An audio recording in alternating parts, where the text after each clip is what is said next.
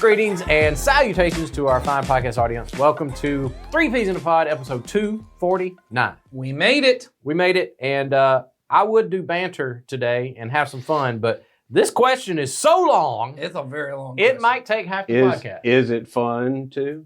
Oh, I don't know. Okay. Fun is a relative term. I'm man. sorry for blowing up the microphone with my I laugh just- there. I can't help it. I'll just say this. I had reading this question felt like being in a systematic theology. This is only for these guys. Systematic theology class, which was not fun. Not Which was not most of Bible college was not fun. Okay. That class was even less fun. So All we'll see right. how fun this episode. We should have an episode about what was our favorite part of Bible college. Well, y'all were in person. Y'all lived on campus. Okay, then we So- say what course was your favorite? Oh, gotcha. That'd be a good question that no would one be. would care about. Christ and culture.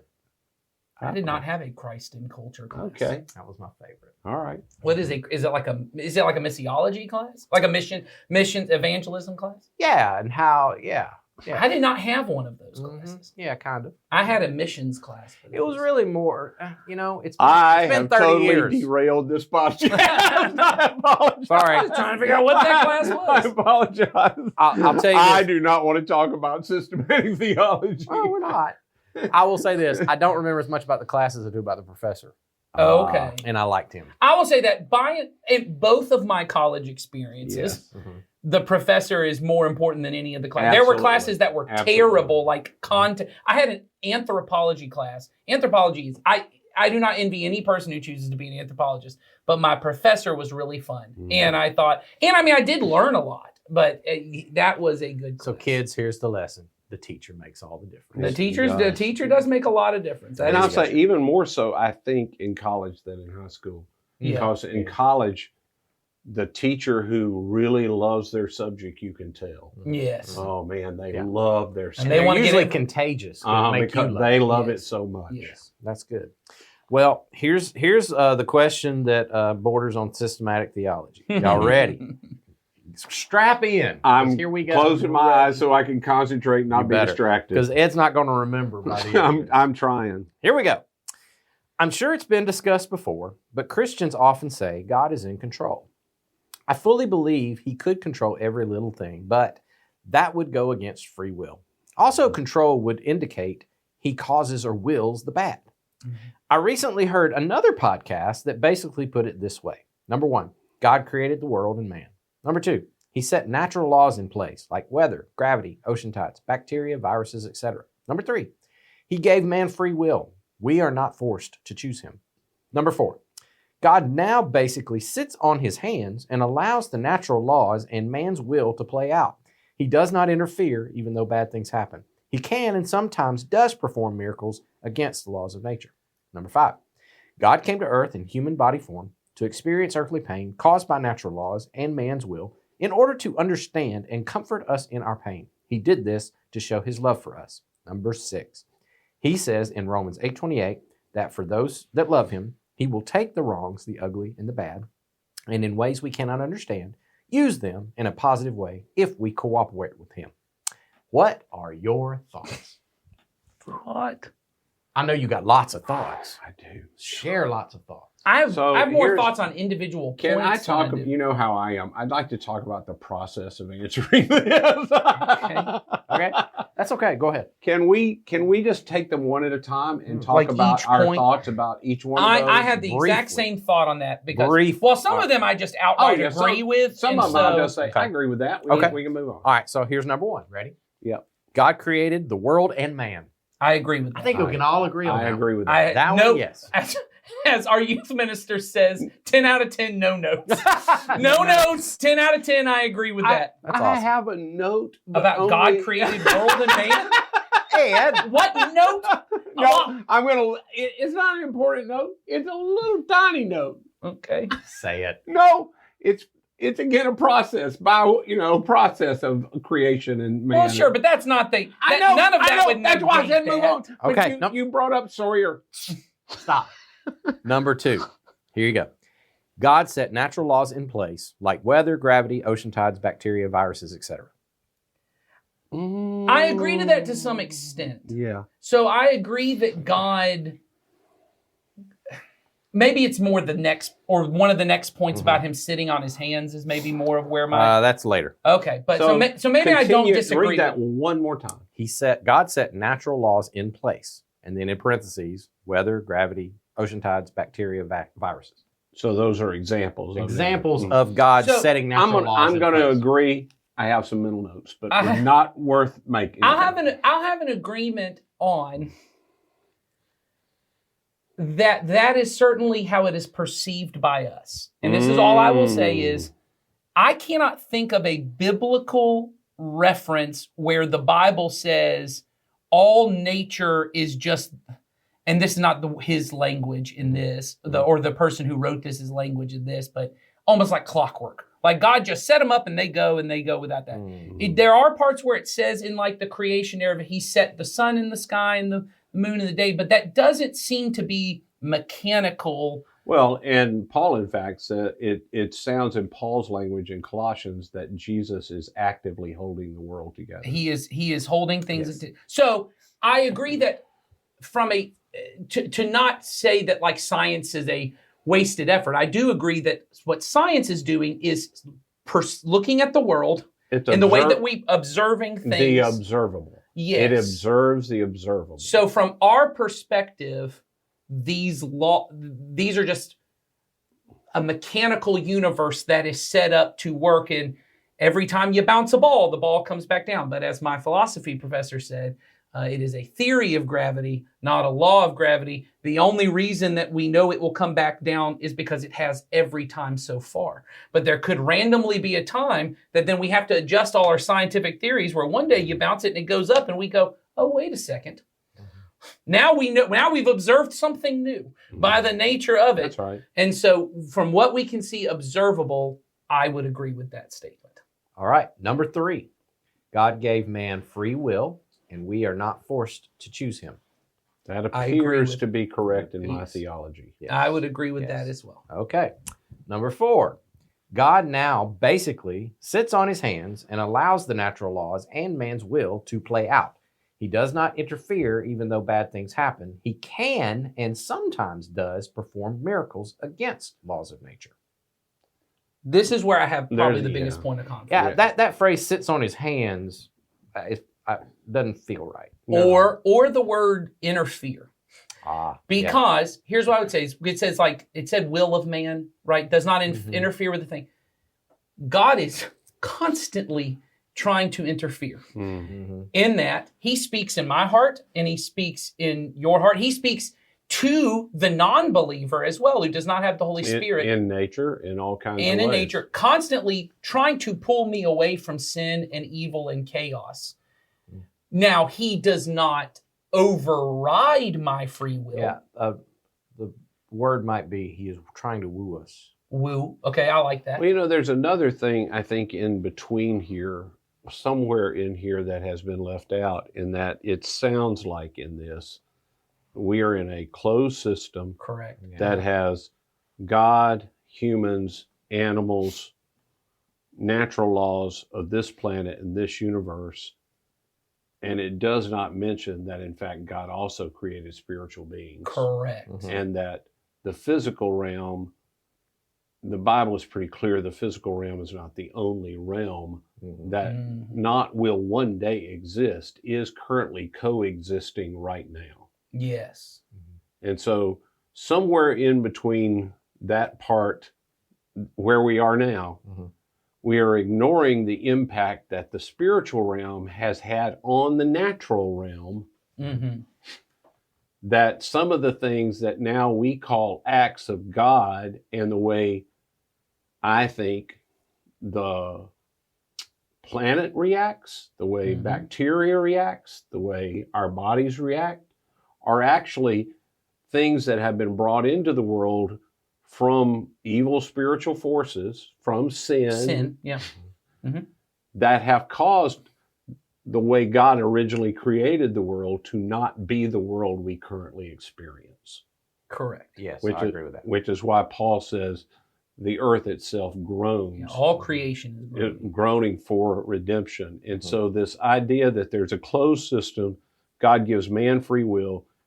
He's sitting on his hands, it also would indicate nothing is happening spiritually outside Right. of human beings in that. Mm. That I mean, they don't say that, but it's No. sort of inferred if God himself is sitting still, spiritual beings are sitting still. That is not the world I understand that Jesus told us about, nor that the apostles reveal. You had something you wanted to say? Nope. Oh, That's it. I had, or that spiritual beings, just as God is speaking in my heart, Yes. spiritual beings are speaking to me. Yeah. You know, we had a conversation with one of my, well, actually I did. It was my wife had a conversation. She told me about a conversation she had with one of my daughters, where my daughter had just come in at a really low point. She's now at that, you know, I've got all preteen and teenage daughters now. So they're at that point where it's hard for parents, because suddenly these kids who had all this confidence and, you know, they didn't really think too much about what anyone else thought. There comes that day where they start to think, and one of my daughters came in and goes, Mom, I think I'm really ugly. Mhm. I just think I'm ugly. Mhm. You know, that first time you have that insecure thought Yeah. of maybe I'm, and really what it is maybe I'm not as lovable. Maybe I'm not as desirable. Maybe I'm not as whatever. Maybe everything Papa told me was a lie. Maybe. But, you know, the thought that maybe I'm not okay. That feeling, right? And so she came, and my wife was talking to her about it and just said, okay, well, why do you think that? Because I don't see that at all. I don't see that in you at all. Where is it? She said, well, I just saw myself in the mirror and just thought, I think I'm kind of ugly. And my wife just said, and what we tell them is every time is, every thought that comes into your head is not true. Mhm. And so just because it came into your head doesn't mean true. And my daughter, she said to her, she goes, are you saying that maybe when I have the thought in my head, I'm ugly, maybe that was Satan saying that to me? And my wife said, it could be. Maybe he's trying to make you feel bad about yourself so that you think you're not okay. And she goes, so when I have that thought, what I should just say is shut up and move on.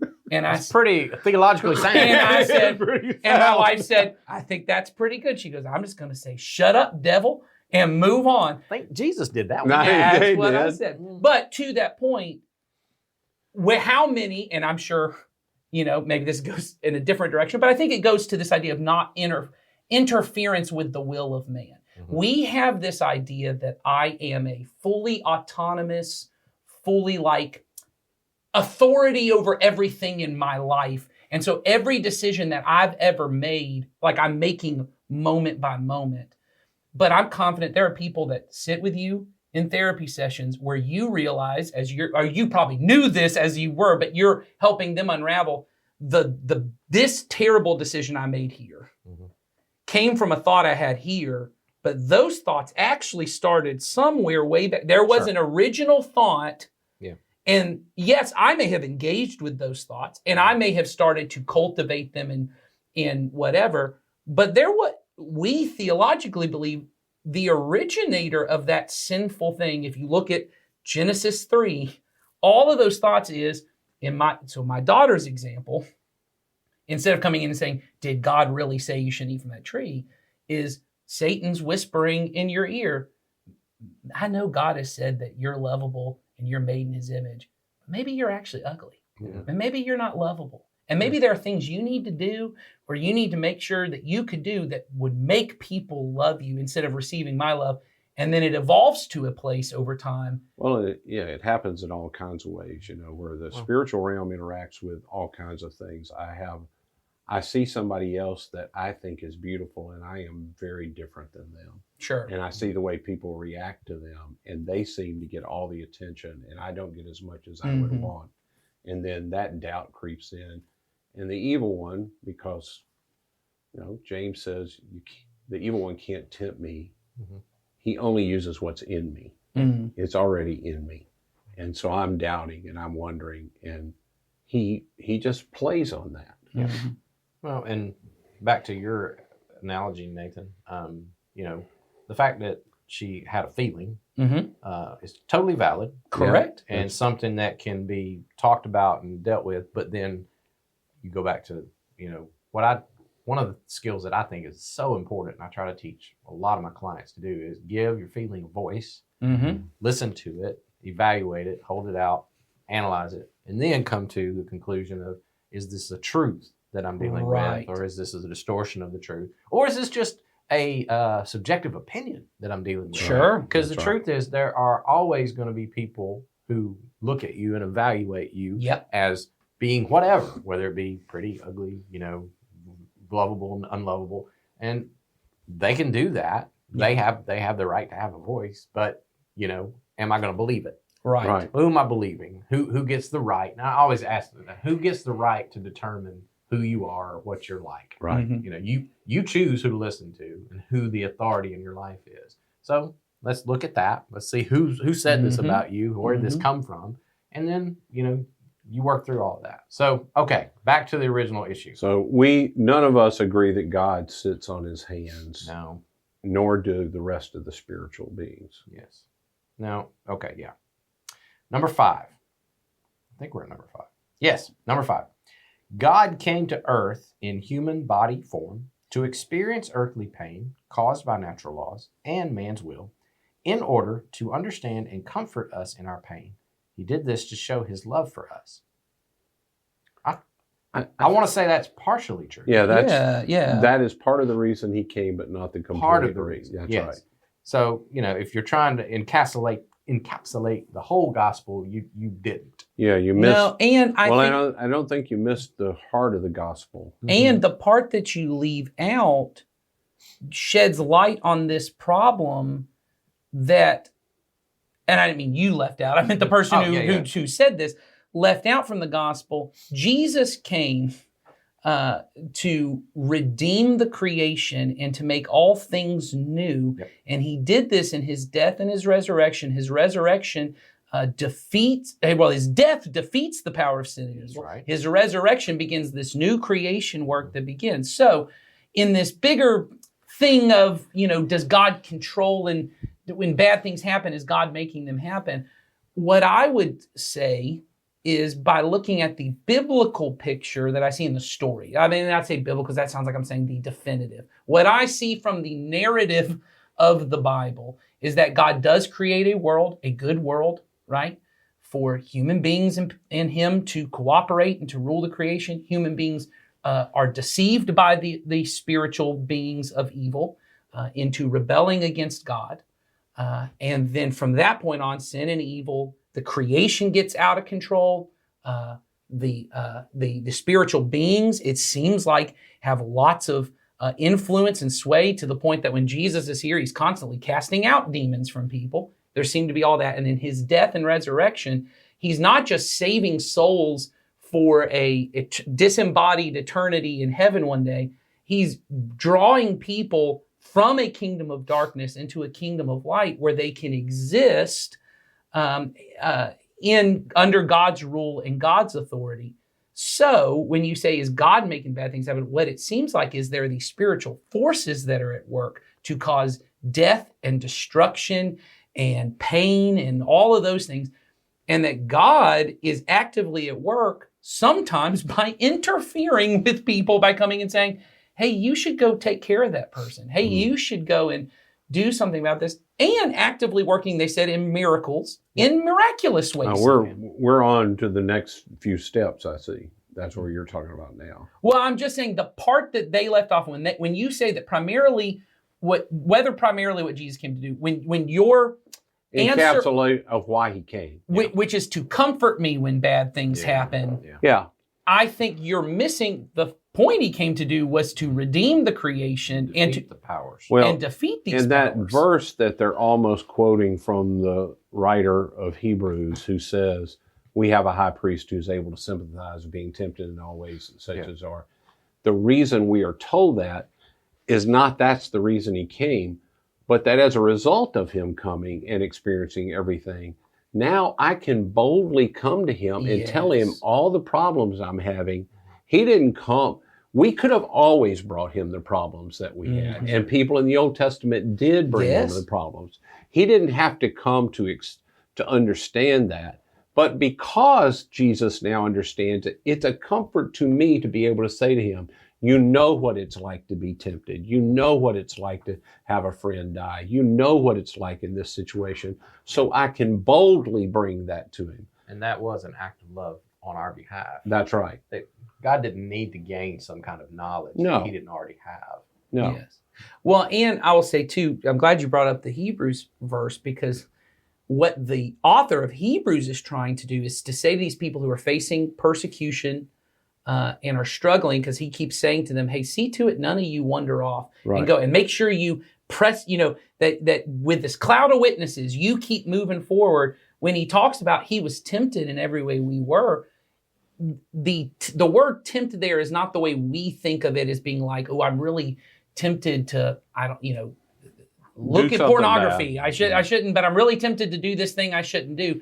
What he's saying is Jesus was tempted not to be faithful to what God had called him to Right. do because of all. He was tempted like we were. He had suffered loss. He had done this, and he was tempted not to finish the race that was set before him, but he was faithful, which is a slight difference even to this point is, hey, God has called us to be a part of his new creation work.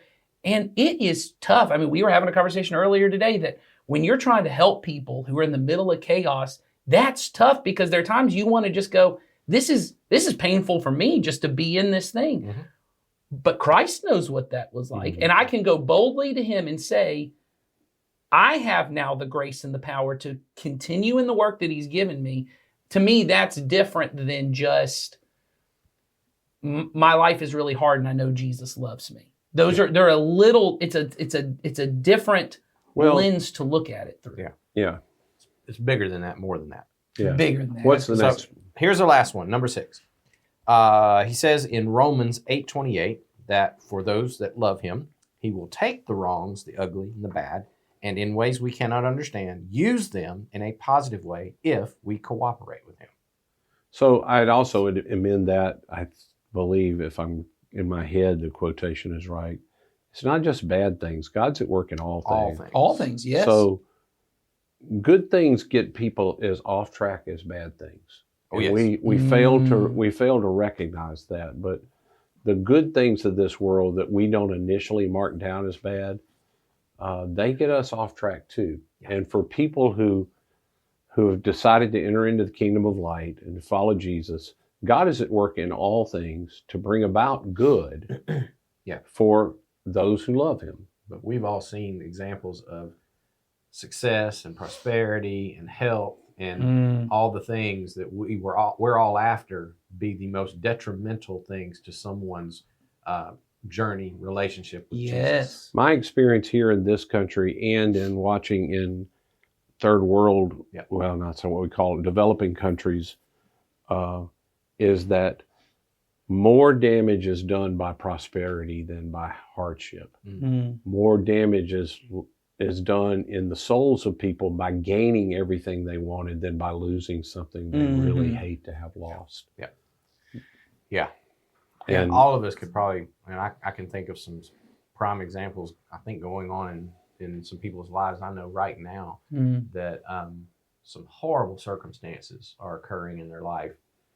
But at the same time, there's some amazing work right. that the Spirit has done in them, in their relational world, and in just their emotional, mental health is starting to really show itself in Mhm. ways that is very honoring to God and very healthy for them and for their families. And so we can, so to back up what you did say in that last point, yes, I believe that's what the author is talking about. In all things, there is always that opportunity to lean into the Spirit's work, cooperate with him. We talk about interactive life with God. How can I interact with him in this circumstance, whether it be Good or prosperity bad, and yeah. good, or struggle and evil and Mhm. really hard times? If there's always a path towards having redemption happen moment by moment through the work of Jesus. And so yes, in that way, God is at work. Mhm. Yeah.